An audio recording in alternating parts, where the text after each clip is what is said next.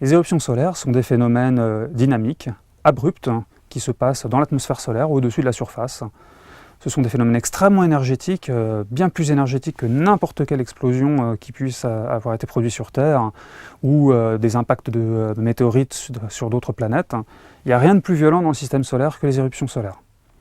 Ces éruptions solaires se produisent au voisinage des taches solaires, et la raison est qu'elles sont produites par des instabilités du champ magnétique de l'atmosphère solaire. Alors cette association entre éruption d'une part et tâches d'autre part nous révèle que le Soleil produit d'autant plus d'éruptions qu'il y a de tâches à la surface, et donc que les éruptions solaires suivent elles aussi le cycle de 11 ans qu'on observe pour les tâches. Alors il y a toute une chaîne de processus qui conduisent à la formation de tâches solaires, puis d'éruptions après. Cette chaîne commence très profondément sous la surface du Soleil, à environ un quart de distance depuis la surface jusqu'au centre du Soleil.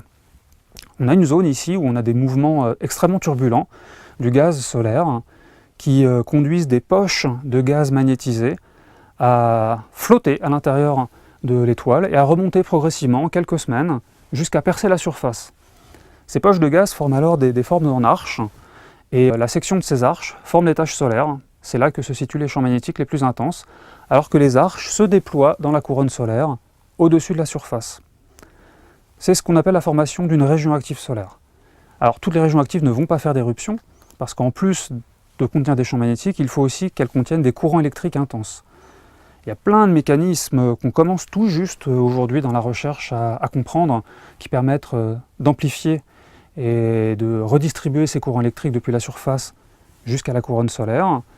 Et lorsque ces courants deviennent suffisamment intenses et concentrés dans des feuillets extrêmement étroits, qui peuvent faire à peu près 1 mètre d'épaisseur, ce qui est très étroit par rapport à la taille des taches solaires qui sont plusieurs fois à la Terre.